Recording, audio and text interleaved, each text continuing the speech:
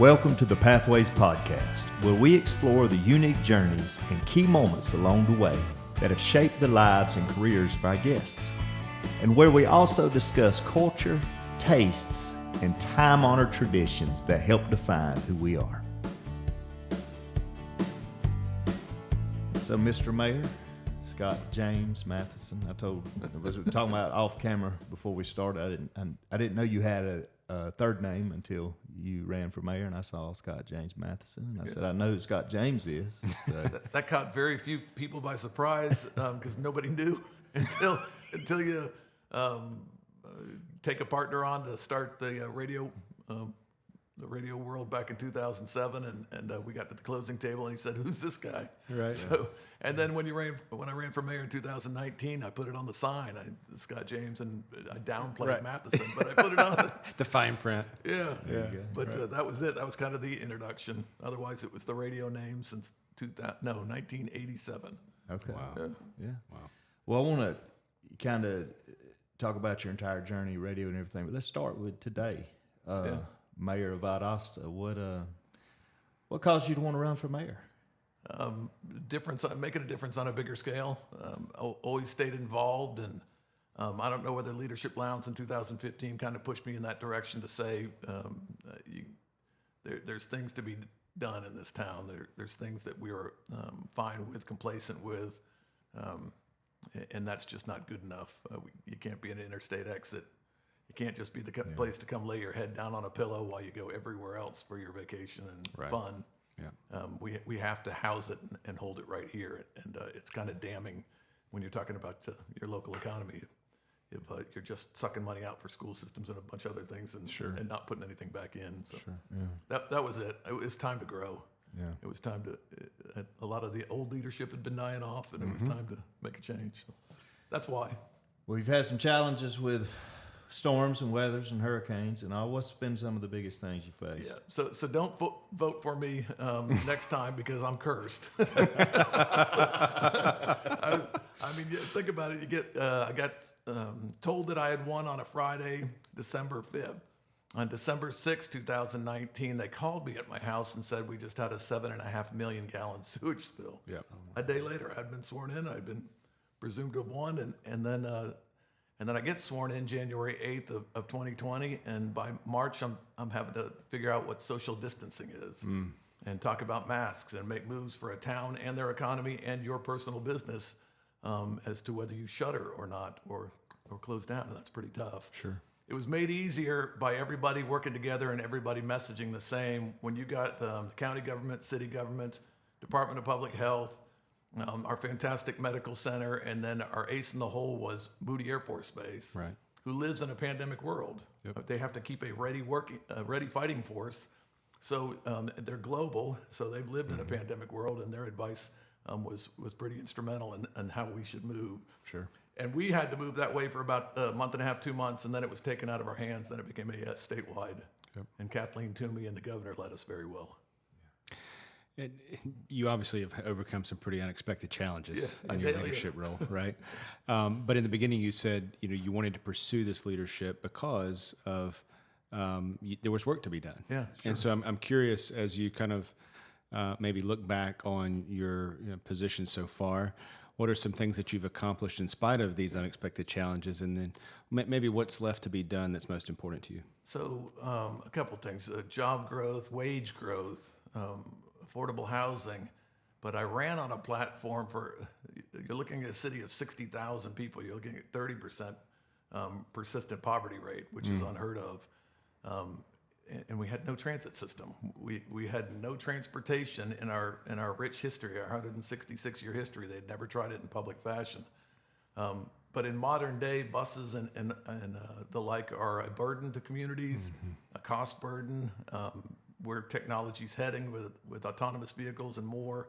You don't want to get caught with all that infrastructure and bus barns and fuel and mechanics and everything else. So I started studying the microtransit model, and even an Uber and Lyft subsidy I explored as well to see which was the better model for us.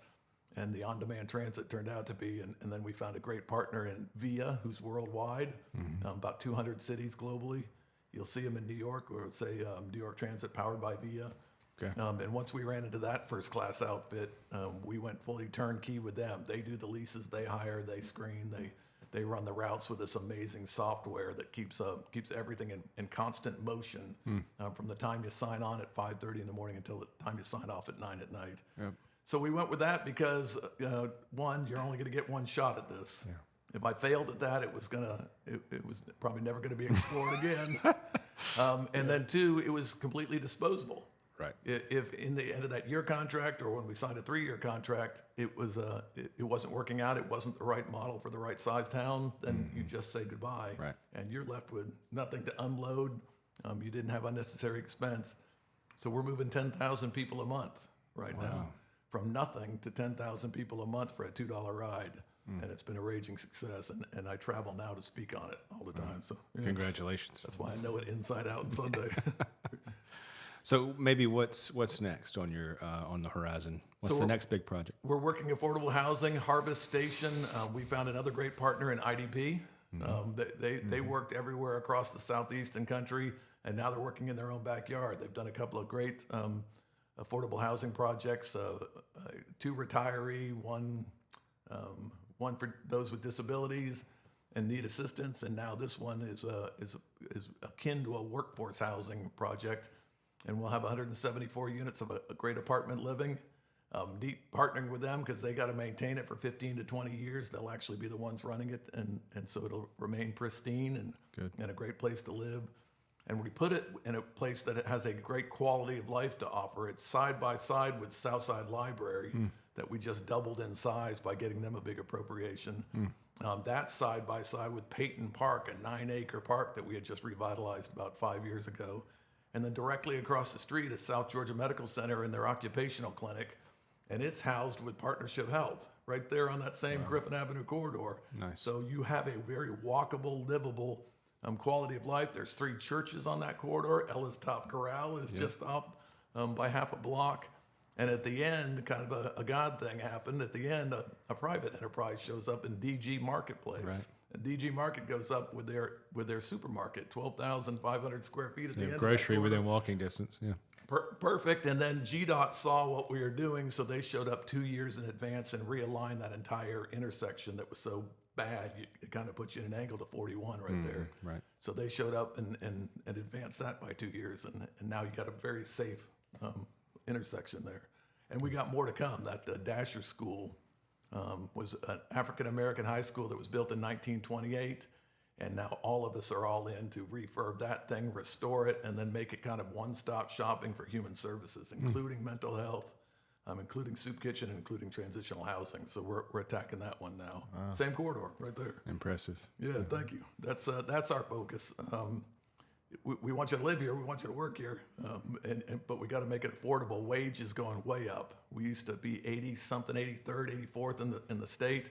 We're somewhere in that 34, 35 wheelhouse, and that's probably where we're going to stay because we're not one of the rich suburbs of Atlanta. So we'll probably stay right in that area. But everything we incentivize now, GAF, Arglass Yamamura, Walmart Dairy, all of them, we kind of require a $22 an hour wage before we're going to incentivize you. We're not going to keep you from coming here if you don't, but we're just not going to help you to come here. So that's what good leadership looks like, Mayor. So thank you. Good job so Yeah. far. Yeah, thanks a lot.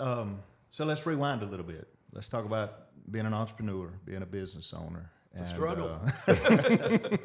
It's running a city's easier. Yeah.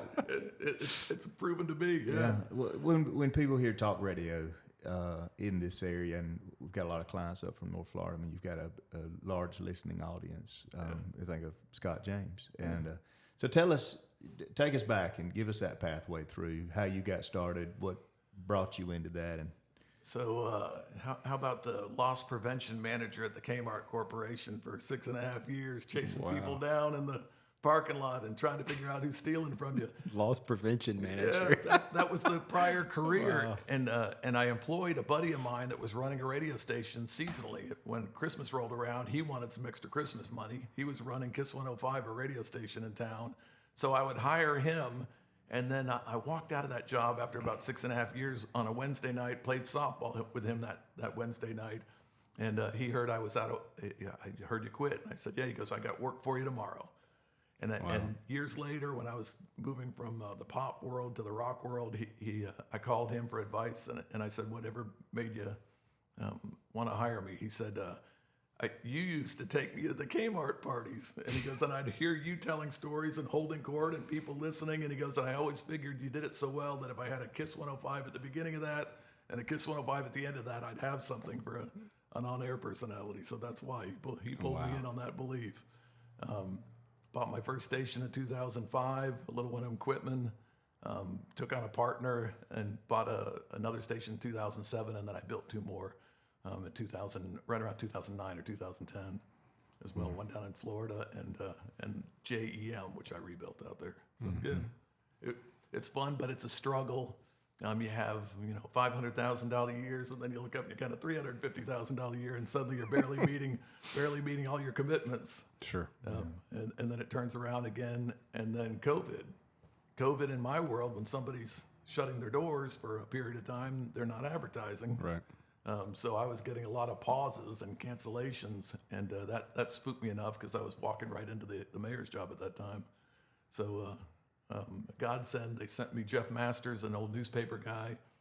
He walked him right into my office for a meeting, and then Jeff walked back in a couple of days later and said, laid out a bunch of spreadsheets and said, this is what I think we can do to maximize your product. And I went, what? So he had been running it ever since until in just the last couple of weeks, he moved to Kentucky, and it's back in my lap again. So we'll see. I'm going to have to be very intentional about how I schedule my time now, because I'm back in running it, selling it, doing it all as of the last couple of weeks. Wow. So it's a challenge. You guys know. It is. I don't have to tell you anything. But it's rewarding too. Sure. It absolutely is, and it's 24/7. You're selling on the back of a bar napkin, for crying out loud, if that's what it takes one day, and then you're selling with full-on proposal the next. It's your business. When it goes off, when the power blinks, there's nobody else to scramble. It's you. So yeah, I very much enjoy that. It has allowed me to make the job of mayor very transparent. Yeah. I can tell my stories, tell my struggles. Whole new meeting when I bring in the county government now, and we sit and have a conversation. People get a rare glimpse of that as well. So I enjoy doing it. I enjoy keeping everybody informed. There's power in that transparency, I would imagine. There is, sure. There's honesty in that transparency. Sure. That might not have been there before. Yep. Over all the years, I had the city government coming in every other Friday, and the county government, whoever those people were at the time, coming in every other Monday. They would be on a rotation. And it was a little more shocking to hear the off-air conversations when you're sitting in those rooms than the on-air, So it gave me a better glimpse as well. That probably the off-air gave me a better glimpse of what I was in for in 2020 when I stepped into that role. I felt very, very prepared. I didn't think there was going to be any curveballs. Again, life and God throw a bunch of curveballs at you. Sure. Like Adelia, some civil unrest, Antonio Smith, if you remember that. During the Antonio Smith incident here, the conversation and nationwide was not in a good place. So I got death threats from probably all 50 states. Wow. 2 of them viable enough that the FBI made arrests. Had somebody at the bottom of our staircase wanting people for 3 weeks, not by us, but assigned by them. It was that bad for a while. Right as that started to cool down, and remember, all our clerks and office staff and people answering phones are having to hear that even before it's either emailed or passed on to me. So it was a bad atmosphere. And then right about as that was dying down, a lady named Kim Kardashian decides to tweet justice for KJ, an age-old case here. And because a national celebrity does it, there come the emails again. Yep. You're vile. So it was an odd adjustment. And again, one of those things where you thought you were prepared for everything and you sure weren't prepared for something like that. But I got pretty thick skin, and we handled everything right. And got through it. But so. Speaking of that preparation, I mean, has your experience, both past and current, from an entrepreneur standpoint, being a small business owner, how did that prepare you for being in public service, but also how does it still help you today? Yeah, it does. I'm frugal. I'm tight with a dollar. I squeak. Yep. So I took that to the job, but it's a pretty easy learning curve to know that you're not in the business to make money. You're in the business to provide a service. So if we're saying we're providing you water, we're charging what it takes to pay the person, buy the truck, and repair the pipe. And that's it. We're not a dollar more. We're not trying to put some away for a rainy day or make a profit for another department. That's it. That's what we're charging for that utility and that service. So we're trying to provide the best people and the best service and the best pipe that we possibly can, so that you can turn on your water. And I'll give you a neat scenario. Idalia tore up everything. Everything was disrupted. Nobody had power. Nobody could move about the town. But you could still flush the toilet, and your sink still poured water out of it. Our utilities held fast during all that. Wow, yeah, we were proud of that, and that doesn't come easy. Those guys were scrambling the entire time, but we kept the two most basic needs and utilities running. We were very proud of that. So that's it. I just had to learn that you're in the game to provide a service. You're not in it to make a profit. Sure. Yeah. Well, so, and before talk radio, Yeah. you guys play a lot of music, and you were Had a lot of over there. fun. So let me ask you some At other people's expense. there you go. So we've learned a little bit about the mayor and the entrepreneur. Let's just hear some stuff about Scott. So music. What kind of music do you like to listen to? So I don't listen to it anymore, and I know you play, and I know you're a lover. I listen to talk radio, and when I jump over to something else, it's sports talk radio, and that's all that interests me. And somebody told me that when I left music, they said you're not going to remember any of the artists, anything within 6 months because they change up. I'm still a classic rock guy when it comes to wanting to go find something and listen to something. And my wife just took me to Rod Stewart. Dating ourselves. barely got that one in time. He's old. So that's what would interest me, but I just don't go find it anymore. I'm immersed in this job. I'm immersed in that mayor's job and making this town better. Growing it in a positive way, putting it on a positive light and note statewide. Sure. I'll be in D.C. again in September for 3 days, and that's for an Air Force conference. Yeah. We'll take the Air Force personnel to dinner on a Monday night. We'll take a lot of the elected officials to dinner on a Tuesday night. Yep. And even though we made the big announcement about the F-35A Lightning II, that's going to be our new mission. It is the state-of-the-art aircraft in the military and on the planet, and we're going to have 72 of them here in about 2029. That was the announcement. That was the celebration. But the work doesn't stop. For 4 years, we got to keep it in front of appropriations people and more to make that reality. Because every time there's going to be close to $5 billion worth of infrastructure put on that base to be ready for that plane in 2029. Wow. Yeah, and that secures us for the next 30 years and our economy and everything else that $800 million of economic impact means to us every year. So that the work continues for the next 4 years because one appropriations cycle passes and they don't put Moody Air Force Base in there. Right. Now you're 2030 and now you're so. It's clear that you immerse yourself in this and you're fulfilling a calling to serve. Until I drop. But I think, John, and I know you well enough to say although that is your current role, current title, it is not your identity. No, but it is my hobby as well. I mean, you kind of give up golf. Right. It's gone. You don't have 5 hours to give. I still obsess over kayaking, and if you two want to join me for a kayak paddle and clean up tomorrow morning, that was fun. At 9 a.m. We're meeting at Berta's Pizza Kitchen. And we'll spend about 3 hours picking up that stretch of river and all the garbage. Yep. And then we'll go back and eat at Berta's. I still love doing that. And I'm doing that a little more visibly because I want to develop that 8 miles of in-town waterway as a blue way for everybody to enjoy. We want to take it from Langdale Park down to a Troopville boat ramp and make that something that people can get on and off the river and have a good day's fun and make it. Yeah, that's the kind of quality of life people are asking for now. hiking trails, walking trails, and we're giving them a Blue Way Well, trail. and we're blessed because we don't have to go far for that. Yeah. Right. It's in town. You're seeing beaver and deer. Along that, you're watching the fish roll on the middle of this river, and then you're looking up and there's Foxborough subdivision sitting Right. right there. You're right in the middle of town with all this activity and wildlife. Yeah. It's neat. Snakes. Tell us about how this journey, and obviously running a business, and you're now more involved than you have been by demand, and then fully immersed in your role as mayor. But what about Scott, the husband, Scott, the father, and how this has impacted your family? My wife's the gatekeeper, so she. Matter of fact, I just took a picture of the next 10 weeks, of the calendar, and sent it to her, and she strikes the balance. She'll say, now block out Monday, now block out Saturday and Sunday. Yeah, she does very well. Good. And I fight to keep those days blocked out. Occasionally, you'll get a surprise, a visiting dignitary like yesterday, Sure. or otherwise, and you have to be there to greet them. Right. Political party aside, political affiliation aside, you have to be there to greet a visiting dignitary. You're not saying Democrat. I'm nonpartisan, but I'm still obviously. You have your opinions. Yeah, sure I do, and a party. I have a Republican party that I align with as well. But to serve the citizens, you're just identifying the problem. You're saying substandard housing. Let's go attack it.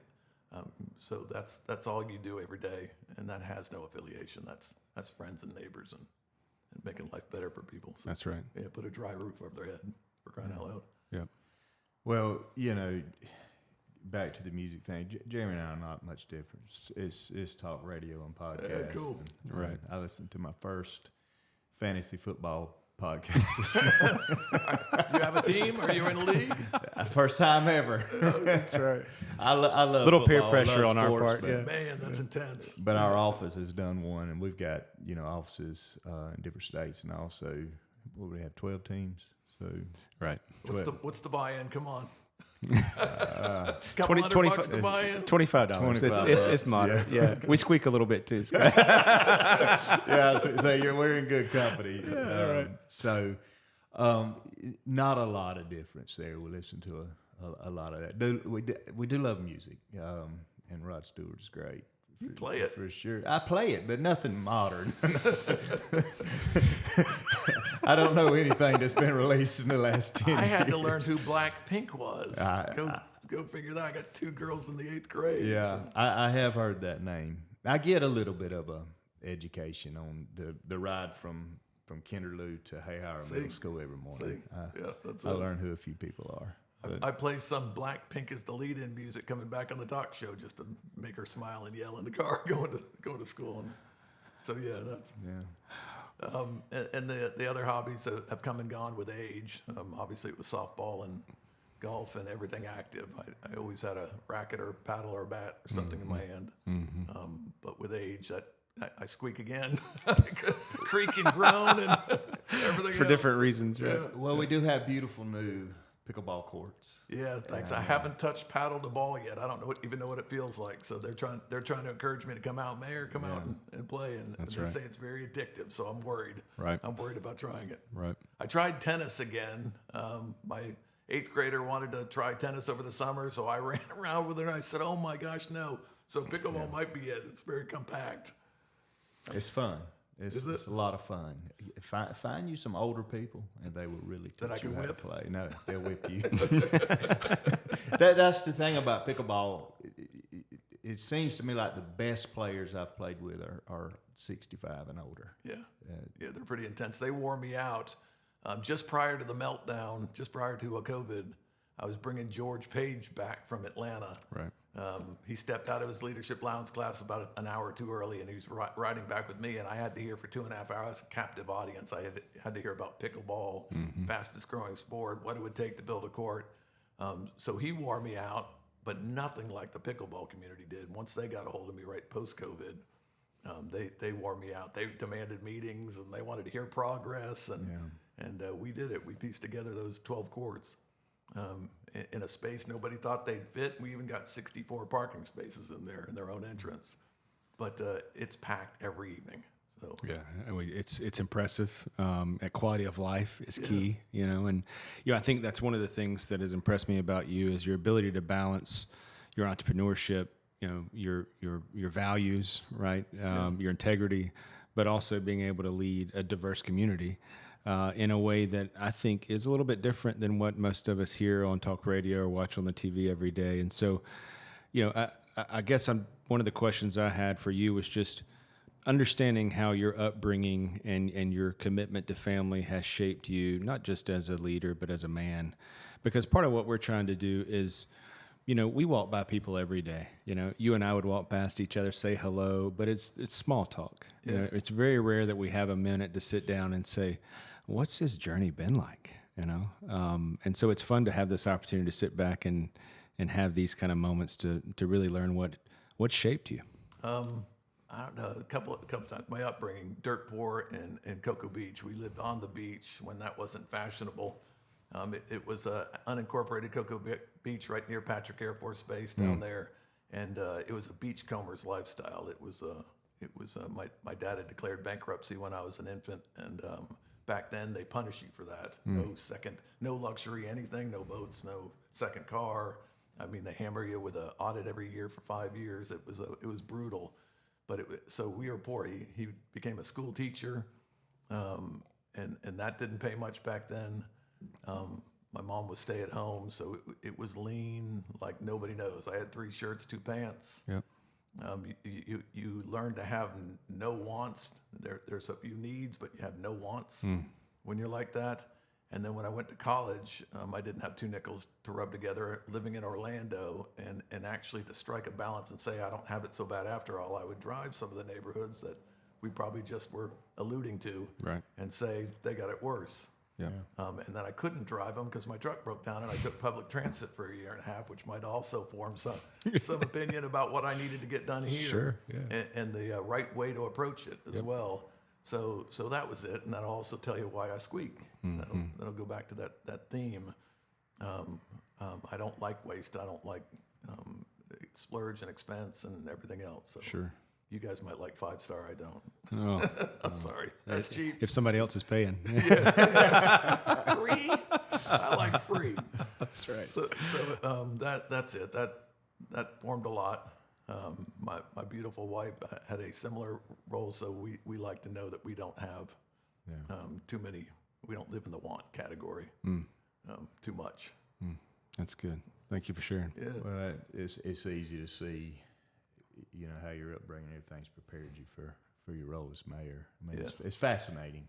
One thing I wanted to touch on, you've mentioned Leadership Lowndes now 3 times. Sure. And I was having a conversation with chairman of the county commissioners the other day, and he kind of asked same exact story. Kind of lit a spark. Yeah. So I resisted for about 10 years. Angela Krantz and some others used to nominate me, and I stayed away because I had a lot of access to everything that I thought was part of their program.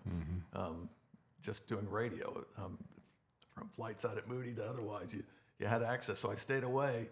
And then I think Angela got frustrated one time right around 2015 and said, "That's the last time I'm going to put you up." So I accepted, and best thing I ever did. That last year was impactful. The relationships, Dr. Back now, Dr. Betsy Thacker Back, Right. Barry Broom, Nicole Steele. I'm giving just my community service group. Chad Pigford as well. We did big things in our year, helping out LAMP.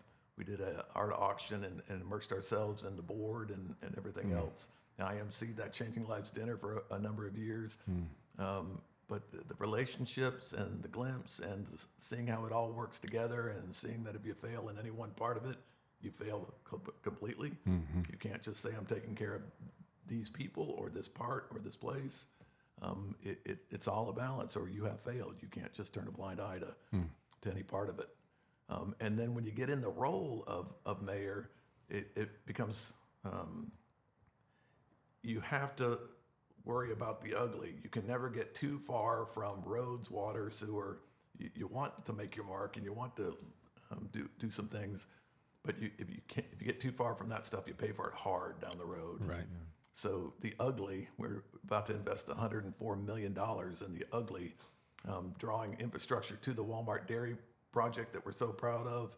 That's going to be probably the fourth or fifth leading economic contributor when they're up and running and fully by 2027. A new water tower right there on their premises as well is going to allow us to run infrastructure on the east side of perimeter all the way around from that point at 84 to J.C. Shack Road and open up kind of a boom town.